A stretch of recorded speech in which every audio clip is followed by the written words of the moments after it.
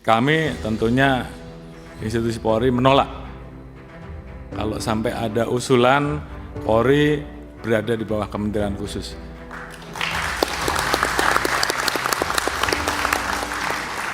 Karena bagi kami posisi institusi Polri seperti saat ini adalah posisi yang sangat ideal. Kita bisa menjadi alat negara yang betul-betul memberikan pelayanan kepada masyarakat di bidang Harkamtibmas, di bidang hukum, di bidang pelindungan pelayanan. Di satu sisi kita betul-betul bisa berada langsung di bawah Bapak Presiden, sehingga pada saat Presiden membutuhkan kami, maka kami bisa bergerak. Jadi kalau tadi saya harus memilih karena beberapa kali ada yang menyampaikan Kapolri sudah 5 tahun.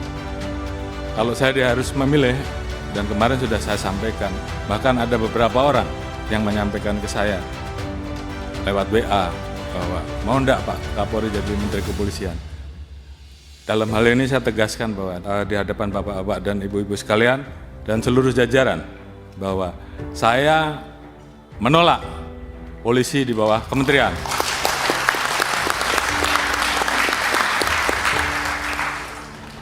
Dan kalaupun saya yang menjadi Menteri Kepolisian, saya lebih baik menjadi petani saja. Oh iya, ini menyala nih Pak Kapolri, benar.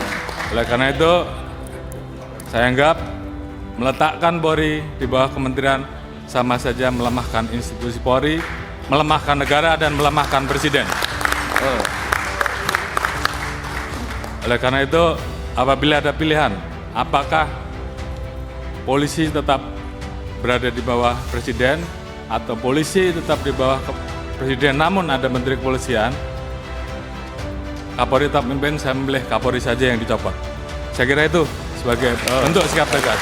Dan saya minta seluruh jajaran laksanakan ini, perjuangkan sampai titik darah penghabisan. Terima kasih. Luar biasa.